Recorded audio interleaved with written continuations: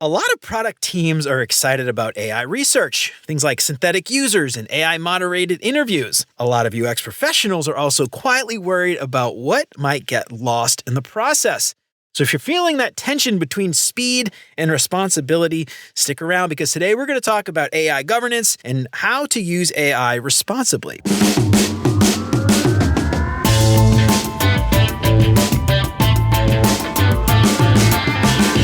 What's up, UX fam? How's your mom and them? Welcome to another episode of Beyond UX Design. I'm Jeremy. If you're new here, welcome. I am super stoked to have you. How often do you stare at a blank Figma canvas unsure where to start? This episode is brought to you by Mobbin, the ultimate UI and UX design inspiration library. Mobbin gives you instant access to over 400,000 beautifully designed UI screens and user flows from apps you love, and content is added weekly so you never have to start from scratch again. Quickly find exactly what you need, search by app category, UI patterns, or even specific features. My team and I use Mobbin daily at work to find useful patterns, and it helps my team work much more efficiently. And honestly, I can't imagine kicking off a new feature without Mobbin. So you ready to level up your design process? Visit mobbin.com/beyondux to get 20% off Mobbin Pro and never run out of inspiration again. And as always, thanks so much to Chris, Siraquan, Stacy, Radu, Megan, Andrew, John, Mark, Kevin, Jason, Michelle, Marty, Tino, Athena, and Zoe for all their support. For more information on how you can support the show and help more people find out about what we're doing, make sure to check out beyonduxdesign.com/support. And of course, if you think the show is worth sharing, then I would love it if you told some friends. So AI, radically lowering the barrier to running research. But faster access does not automatically mean better understanding. So today we're going to talk all about how teams can democratize research, kind of a dirty word. People are afraid of it, but it shouldn't be that scary. We can democratize research without creating AI slop and get insight overload and make sure we're covering those ethical blind spots, which is why I am so excited to have Ned Dwyer on the show today. Ned Dwyer is the co-founder and CEO of Great Question, the AI-powered UX research platform trusted by design and product teams at Amazon, ServiceNow, Brex, and other leading enterprises. A serial entrepreneur with multiple successful exits, Ned has spent over a decade building at the intersection of product design and research. Today, Ned is leading Great Question through an AI-native transformation, reimagining how product teams run research, surface insights, and make customer-centric decisions without needing a dedicated research team. A Y Combinator alum based in Oakland, Ned has made a career out of asking better questions and building the tools to answer them. Outside of his professional pursuits, Ned loves spending time in sunny Oakland, California with his wife, 2 kids, and 3 cats. Ned, welcome to Beyond UX Design. I am so excited to have you on. How's it going, man? I'm great. Thanks for having me. Excited to be here. Co-founder, CEO of Great Question. You're obviously a lot in AI. So tell me a little bit about that. How did you end up getting into the AI space, specifically around research? And ultimately, how did you come to this realization that we need to do this, but we need to do this ethically and responsibly? So I think it's more about how I got into UX research. I first got into UX research because I was building my own products and wanted to get in front of customers and learn as quickly as possible to iterate to build something people want. And then joined a much larger company. My previous company was acquired by GoDaddy. There, I felt frustrated by a lack of being able to do research. There was no tools that I could use to go and talk to customers. There was no panel of people I could talk to. There was no past research repository. I was like, there's got to be a better way. And so that's why we built Great Question, where Great Question is the all-in-one UX research platform built to democratize research at scale that combines a research CRM to find the right person to run research with, all the mixed methods, interviews, surveys, and prototype tests, and then a research repository in one. I think you asked, how did I get into AI? I think AI got into us, right? It kind of got into everyone, right? You can't escape it. AI has really helped us fast track our mission of democratizing research because it allows us to do things like type in a single prompt about what you're trying to understand about customers. And from that, we'll first mine what do we already know about your audience. Like maybe the best research is actually no research. So first we go through and look at all your past interviews and surveys and studies, insights you've generated, and say, look, maybe we've actually already got an answer to this question. We can then ask you a series of questions to help understand what goal you're trying to get to and automatically produce a study that you can go and run where we've set up the guardrails of incentive amounts and interview guides and things like that. And we also can even allow you to actually have an AI actually moderate the session. So AI is really infused all throughout everything we do. But to your point, AI can do all these things. Does it do them very well? Or does it do it ethically? And I think that's a lot of what we'll talk about today. The first thing that I think about when I think about AI tools tools in general, whether it's research or design or anything else. The thing that I think a lot of us designers are thinking about is, wow, this lets me work really fast. This lets me do a lot of things and without having to cut a lot of corners, and I can still get really great quality at the end. And people are afraid though that, oh my, what if this AI ends up taking my job? And one of the things that I've been seeing from my corporate overlords, I guess you could say,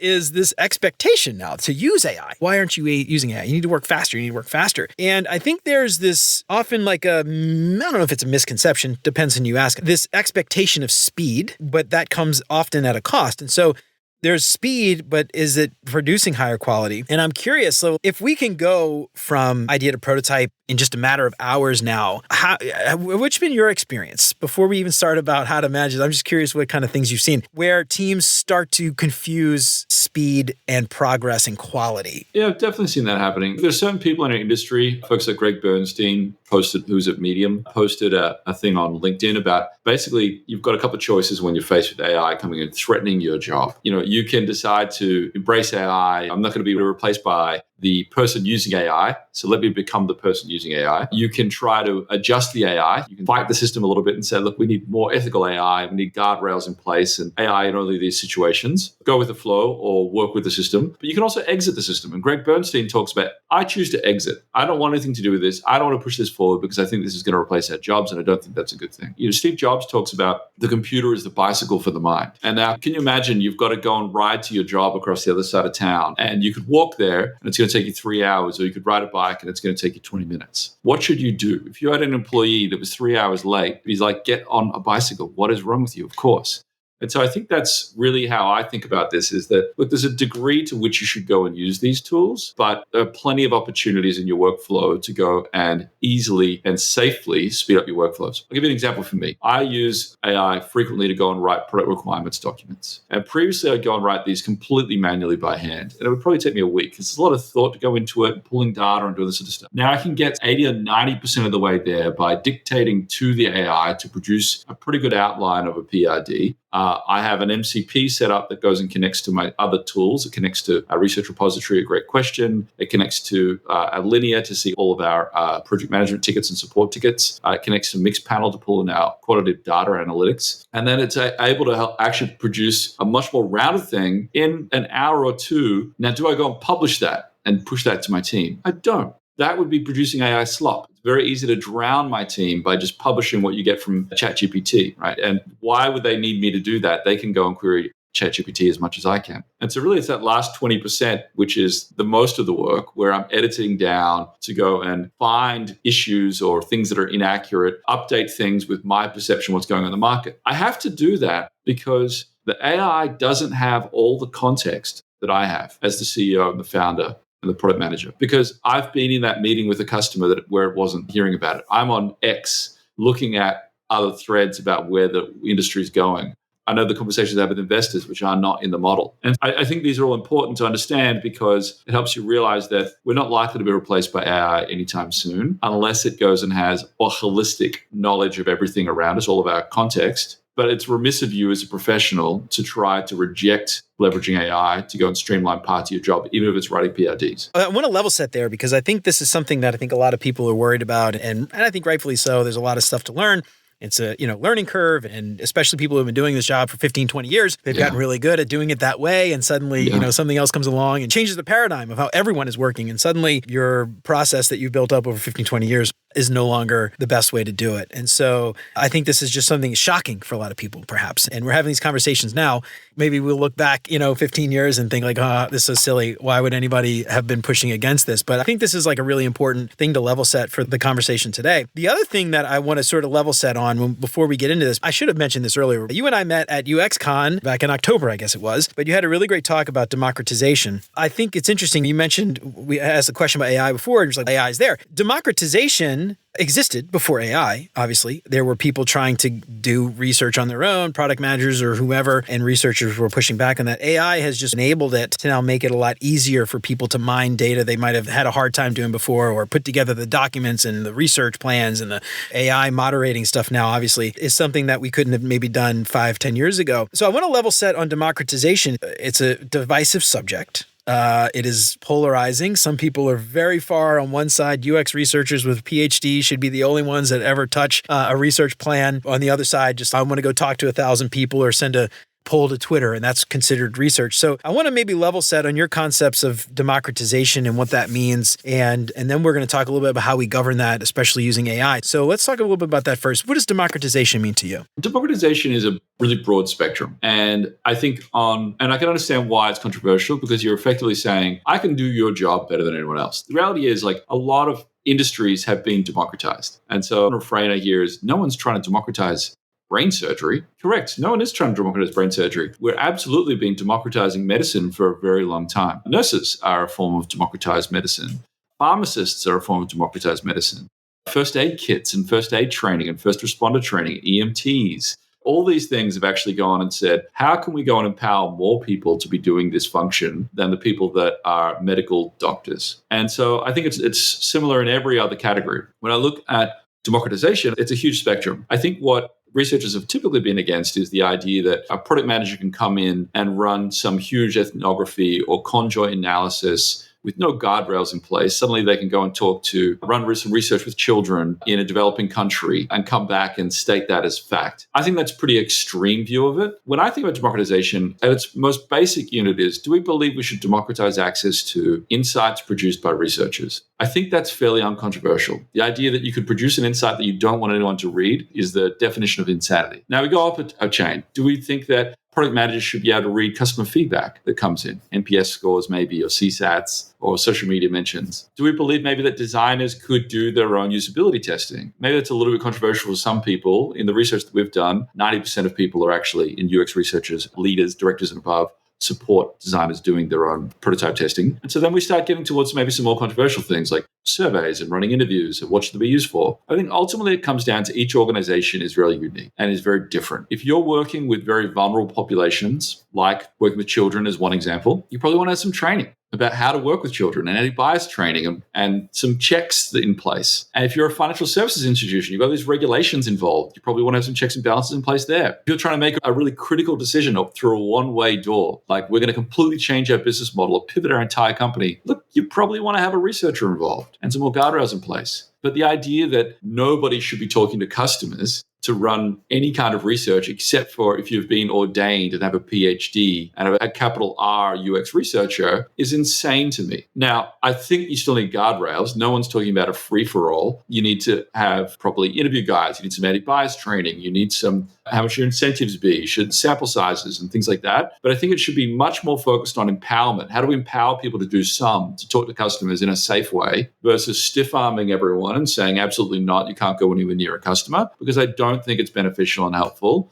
And it's not the reality in most organizations. Now, we talked about, and you were there obviously at UXCon, we talked about what I've been banging the drum on, which is organizations need to build a democratization charter. And what a democratization charter ultimately is, it's about contextualizing in your organization how much or how little you should be democratizing. Because if you're a financial services institution selling to children, it's all about who is running the research, with which populations to answer which questions, and where is that information then going to be shared with. It's a financial institution selling to children. Look, we probably still want to mostly have UX researchers doing it because, one, we've got the resources, but two, the financial regulations, issues working with children. If we're making big momentous decisions, we can't afford the product management intern to be doing that research. On the other end of the scale, I'll talk about great question. 5 years ago when we first started, I was doing all the research myself because we're a team of 2 people, then 3 people, then 5, then 20. And it wasn't until actually relatively recently where we stepped out from the founders actually running the research to having full-time dedicated researchers. We have now 2 on the team. We're now closing in on we're a little more than 50 people. And that makes sense for our stage. But we absolutely still support democratization. Anyway, that's how I think about it. And I think if more people accepted that definition and the idea that it is a spectrum, that it would be less controversial. In fact, I'm almost sick of talking about democratization because reality is it is here. It's like talking about AI. Should we use AI in a process? Of course we should. It's here. You've got no choice but to do it. Should we drink clean drinking water? Should I ride a bicycle? Of course. I've talked to a lot of people who are definitely on that, I would say, far end of the spectrum that would equate democratization with like research anarchy and anything goes and things like that. And I think it is really important to think about it in a more nuanced way. And it is a spectrum. And one of the things I like to think about is what if we're wrong? What happens if we're wrong? If we're doing medical devices for children, like you mentioned, right? If we're wrong, the impacts can be pretty great. If a financial institution, the impacts can be great. If we're building a dog walking app, what if we're wrong? Probably not a whole lot. And I definitely think it should be more nuanced. And I think I love your approach here. So that makes a lot of sense to me. And I hope a lot of people don't approach this conversation today. Bring out the pitchforks for Ned. Like, where is he? Let's bring him in. I know a lot of people sound that way online on LinkedIn. One other thing I'd add there is I recently re-listened to Judd Anton wrote this blog post a couple of years back about the UX research reckoning and the fact that the industry basically needs to rebuild itself because things have changed in the last 10 or 15 years. And we need to rethink about what value we're providing and what role we've got in the face of a ton of layoffs post-ZERP. And in this interview he did on Lenny's podcast afterwards, he talked about UX researchers, obviously they're doing strategic research. That's never going to go away. We are always going to need UX researchers to run that very critical research for the business. But we can't have them answer every minute question that exists across the organization. Because the reality is there's a million questions that get asked every day across the business. And if there aren't a million researchers or a one-to-one ratio, you are just simply not going to be able to answer all those questions. And so instead, we have to empower PMs and designers and marketers to make decisions, and we do already. But today, if the strategic research doesn't answer their question, they have to rely on their intuition. And as Judd points out there, this is really risky. Their intuition is great, but it's really hard to pick it apart to understand what it's about. And so he advocated not democratizing research, no continuous discovery, because it risks them overly conflating what they're learning. But he still believes we should rely on their intuition. I would argue, I'm actually catching up with him next week, so I'm looking forward to this conversation. I would argue that this is more reason for PMs to talk to customers because we want them to build their intuition based on interactions with customers. And it shouldn't be, they need to be aware of things like recency bias to not rely on what they just heard. But by having 52 conversations at minimum a year with customers, their intuition is going to significantly develop more than if we're stiff-arming them and telling them, no, you can't, you only have to do this through the powers that be in UX research teams. I personally am on the same page as you, and I think it's important to empower the team to get that intuition. I have this quote that I love, and I think this is really important for like UX professionals, and I think it's a great metaphor for our work. Antoine de Saint-Exupéry, if you want to build a ship, you don't find a bunch of people, bark out orders, hand out tools. If you want to build a ship, you find these people and you get them to long for the vast and endless sea. And then they'll want to build the best possible ship ever. In that case, very similar to UX research, insights and things like that, insights from customers. If you get them to understand the pain points and see those pain points firsthand, they're going to want to go out and build the best possible software they can. But the interesting thing here, and this is what I want to dig into, and I think where charters probably play a nice role, is I long for the vast and endless sea, and you long for the vast and endless sea, and Jimmy in product and Beth in design longs for that. I might want to explore with an airship and float over the sea. You might want to go under the sea in a submarine. Someone else might want to just sit on the beach and just draw it or something, or sketch it out. The way we explore the vast and endless sea is quite different, and so we need a way to understand how we're all going to explore the vast and endless sea together. And so I think that's really important to think about charters and stuff. So we're going to talk about that in a little bit, but maybe I got ahead of myself. I don't know. I didn't think about that. But yeah, that's a great analogy. Thanks. Yeah, Antoine de Saint-Exupéry, awesome writer, author, really good stuff. All right, so I want to talk a little bit about, before we get into the charters, I want to talk a little bit more about AI in depth. And thinking about AI can do so much now, right? We talked about moderating interviews. So like you're literally having an AI talk to a user and they're answering questions and follow-up questions even. Like we use Maze, and Maze does a lot of that stuff too. It's interesting. It can synthesize insights and generate reports, all those things. But where does that genuinely help? And like, where should teams stay in the loop? Because if you give AI too much agency and you lose it, where do you keep the human in the loop from your perspective? I think let's talk about AI moderation specifically in this example. I think AI moderation is a little bit misunderstood. I think a lot of folks think that this is a great replacement for human running an interview. The reality is I think it will one day be close to on par with someone running an interview, but we're still a long way away from that. The best analogy I can give you is with human transcription. 5 years ago, human transcription would get you to mid 90% accuracy on transcribing an interview. And any other machine translation would be in the maybe 70, 80%, something like that. Over the course of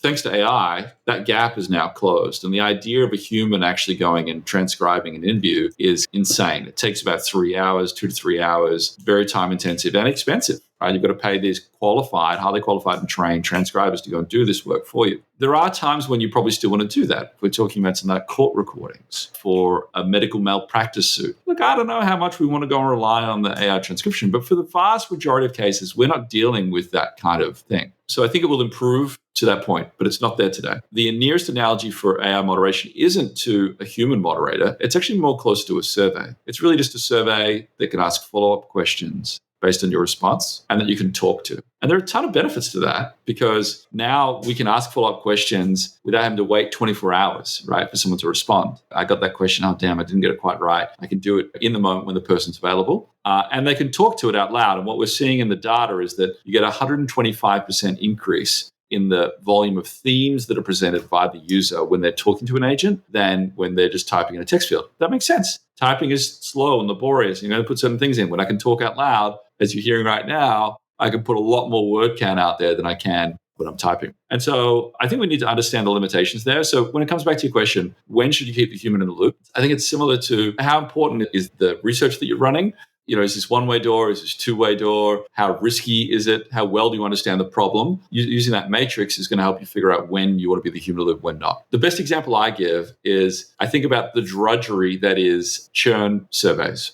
Someone fills in the churn from a product. They fill in a reason. They might select a reason from a drop-down. They put in a little verbatim. The idea of a human running an interview with every single one of those is insane. That's going to take so much time. And for big consumer companies or big B2B companies, there's just too much volume. But the idea of a survey is good, but the data is pretty weak. But now if we can go and use AI for that drudgery, monotonous, ongoing type survey to go and extract a lot more, 125% more themes out of that same data, it becomes far more interesting. And so it's equivalent like me writing my PIDs, my product requirements documents, where I could produce something far better in a morning, leveraging the power of AI. Once you've gotten all that data, I think one thing I've seen is people getting maybe overly confident in their analysis of it, right? So I'm curious, how do you personally, or maybe how do you coach your team to keep the AI from giving them a false sense of confidence in their analysis when they're looking at all this data? They're suddenly got all this stuff they didn't have before. Oh, look, we can make better decisions, but more data doesn't always mean better decisions. How do you keep that hubris down? Perhaps is maybe a good way to put it. Look, I don't think this is a new problem, right? This is the stuff we all learned in grade school civics classes, right? If you read a headline or an article in a newspaper, you should be critical about what is this newspaper, this story, Rupert Murdoch trying to push on us, right? And what is the story behind the story? Who are the actors involved that are putting this out there? This is no different, right? It's just a slightly different medium. I admit, hand on heart, I've done this. This is partly why I built Great Question. When I was at GoDaddy, because there was a lack of research tooling and a lack of availability of the research team to help me answer my questions, I ran a handful of interviews when I first joined.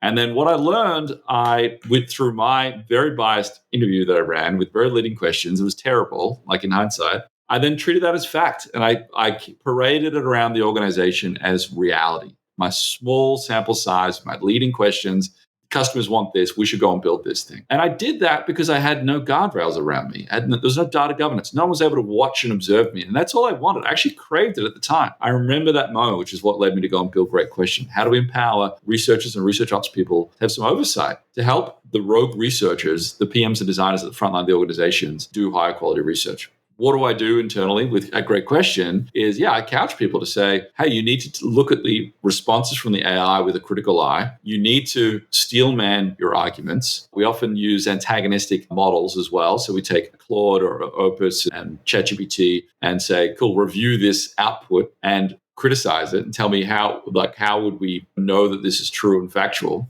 We also build a lot into our tooling to do this as well. Things like we're always referencing and citations of how often this has happened, where it's happened, and allow you to click back and play back, say, a highlight reel or highlight to verify that quote is real and that the question leading into it was not leading. And so, TLDR, you need to encourage people to take a critical eye to any output they've got, trust but verify. And there are a bunch of mechanisms to do that, including citations, including antagonistic models. That would be my counsel. So you bring up a really good point, too, about the things that you would have been doing already, right? And so I actually was it's further down in the conversation guide about what AI has not changed, what stays the same. We talked a little bit about this in our panel. When we think about AI, paradigm shift, changing everything, but at the end of the day, it's a tool. It's like a bicycle. I could get to work faster. I could get to work slower. It's a tool. And I'm curious, from your perspective, AI changes a lot, but there's a lot of things that have not changed. Talk a little bit about that. What kind of things are you seeing that you think a lot of people are maybe getting wrong and thinking like AI changes everything, but wait, hold on, maybe not. What are some things you think are still staying exactly the same as they were before?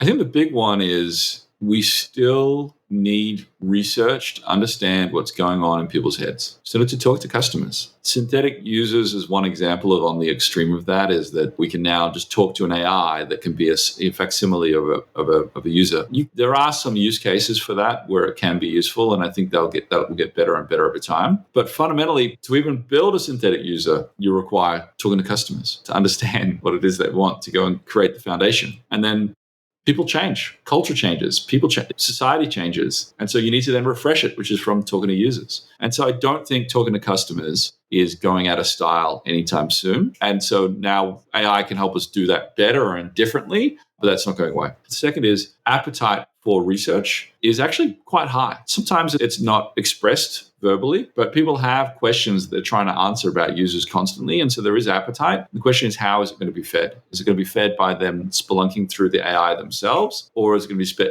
going through more tailored UX research tools that have guardrails in place? Or is that going to be facilitated by researchers? And that's kind of the open question. Those are some things that I think are not changing. I'm sure there are many more.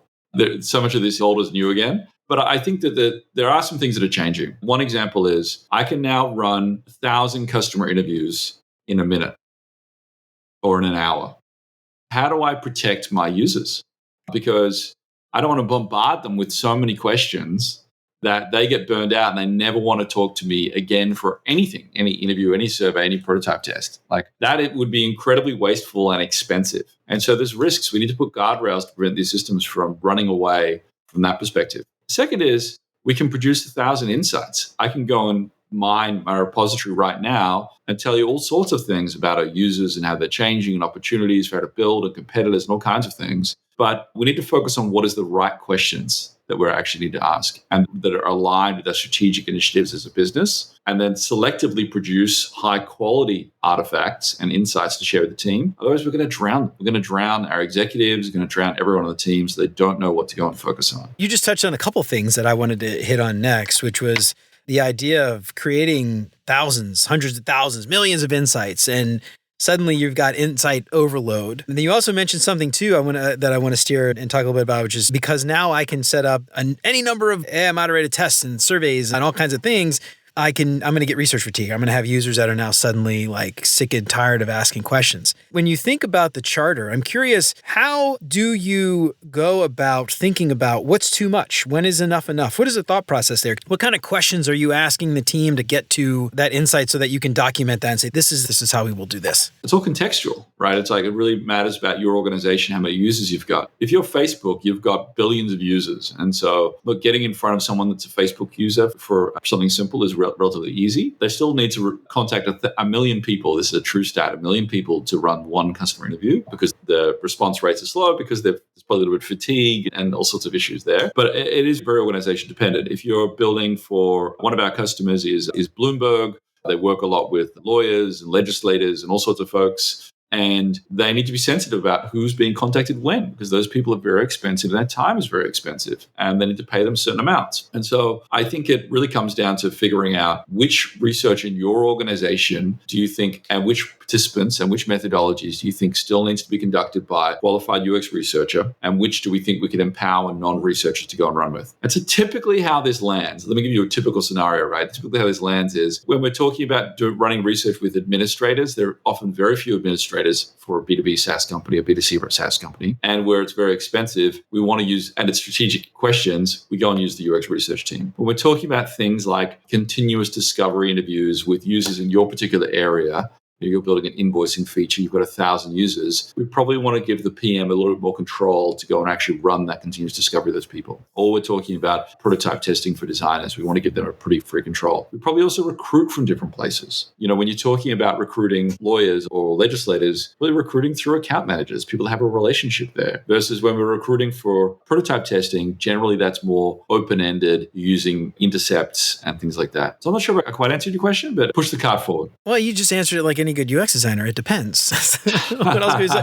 But I think the important thing is just thinking about it, right? That's maybe the first step, is to just sitting down and thinking about this. And just, I think the irresponsible thing is to just get a bunch of tools and throw a bunch of data in there Yes. and let people do whatever they want without any clear guidance. And we don't need to get too deep into the idea of a charter other than the fact that a charter helps those guardrails. It keeps us in line and makes sure that we don't do those things that we're not supposed to do. And I think more importantly, like holding people accountable when they do. I think that's other really big thing. I'm curious, just real quick, any resources around helping teams create that charter? If they don't have it today, it's probably a really good idea they start to put one in place. Are there any resources around for people to go and maybe do like a self-assessment charter, get one started on their own? What would you recommend? Absolutely. We have one, a great question we've gone and produced. We've worked with a bunch of researchers to help us do this. This isn't just something that we've come up with, and it's not a give us your email address type thing. I'll send you a link and we can put that in the show notes. I think the only other thing I would say is not only is it about thinking about this, taking a moment to say, what is our charter as an organization, our democratization charter? I think that's really useful. But I think it's also about ensuring that that research will happen whether or not you ordain it. And so simply saying we don't believe in democratized research isn't sufficient, because in that world, the PMs and designers are still going to be talking to customers. They're just not going to be telling you about it because they need to get these answers. They want to produce great work. They long for the vast and endless oceans. And so if you're not the one that's providing them with the ship to do that, they will go out on their own. They will build their dinghies and they will go and do that. But because they're not having your oversight, they're going to do a bunch of really bad things to various degrees, and you're not able to go and coach them to be better. And so I think that's ultimately when I think about democratization and democratization charters is it's about acknowledging that the rogue research will exist regardless of what you do. And the question for you is, how much of a role do you want to help play in making it safe, in making it high quality, and making it effective? Yeah. I love that. Yeah. The thing I'm thinking as you're talking too, as I'm thinking just the pitfalls of anything on a large product team, software team, when people don't have clear guardrails, when engineering teams can build in this code base or that code base, there's no clear naming conventions. And I'm using, I don't know, Next.js, you're using vanilla Java, and none of that stuff works together. There's guardrails around how engineers work. There's guardrails around designers and how we name files or organize files or how we do anything. And I think, again, AI is a tool and you could use those tools responsibly or you can use them in an irresponsible way.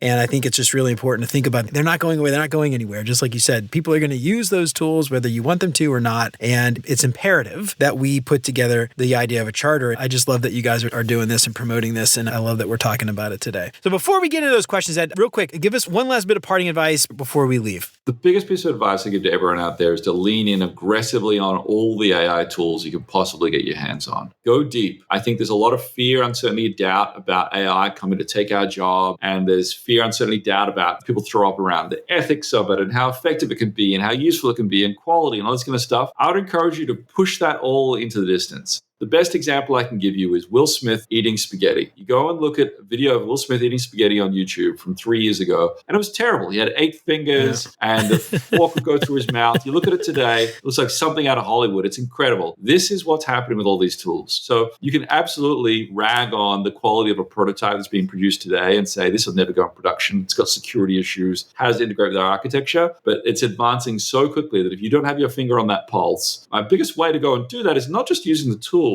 and finding side projects or finding ways to go and use it in your work, preferably work that's got low risk attached to it. It's not something that's like absolutely critical for the business. One is to go and actually use these tools to go produce things that side projects, things like that, get something in production. Second is Twitter or X has been fantastic for this. Go and find 1 or 2 people to go and follow, search for the things that you're interested in, and your feed, the algorithm will start feeding you amazing content, amazing things people are producing around the world. That's where I'm getting most of my AI knowledge today. Every day I'm like, holy cow. I'm like, my team is sick of me sharing things because I've got this inspiration channel where so much of it's coming from X. Well, that's really good advice. Just start using it because 5 years from now, you'll look back and you'll be like, yeah, that sucked, but you started somewhere. That's incredible advice. Ned, so I know you got to get out of here. You got a hard stop in a little bit. We got 5 little questions that I like to ask all our guests to help our listeners get to know our guests a little bit better. Do you have some time to stick around to answer those questions? Shouldn't take more than about 15 minutes. All right, perfect. First thing that comes to your mind, don't have to think too hard about it.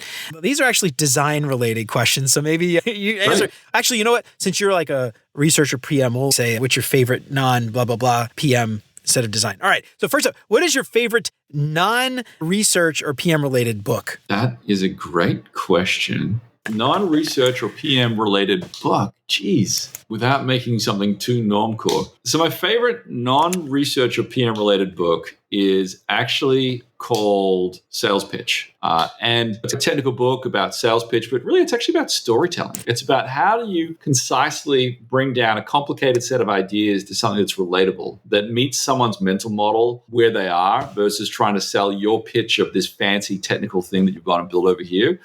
And I love that book because it's helped us really think about how to tell the story of what is great question, how does it fit into the market, how is it different to everything, as we try and build effectively a new category of tool, which is a UX research tool that's built not just for UX researchers, who make up probably 20% of our users, but is actually meant for all the PMs, designers in the organization, but with guardrails in place. So that's probably it. And if I was to give you a non-work related book, it'd probably be Creativity Inc. That feels like probably the most recommended book that is on the planet, massive bestseller about the story of Pixar. But I just love it. I come back to that probably once a year. I have not read that one specifically, but I have read articles about stuff in it, which I don't know, not really reading it that close. Yeah, it's really definitely good. Get it. The articles don't do justice. Yeah. All right. My summer's coming up soon. There you go. Like a couple months left. I need a summer reading list. All right. Next up, what is your favorite non-PM or research related podcast? That's a tough one. My first go-to was going to be Lenny's podcast, but you said non. Like that's a product podcast. That's not fair. It's got to be the Acquired podcast. I just love them. They're 3 or 4 hour stories about some of the best acquisitions of companies in history.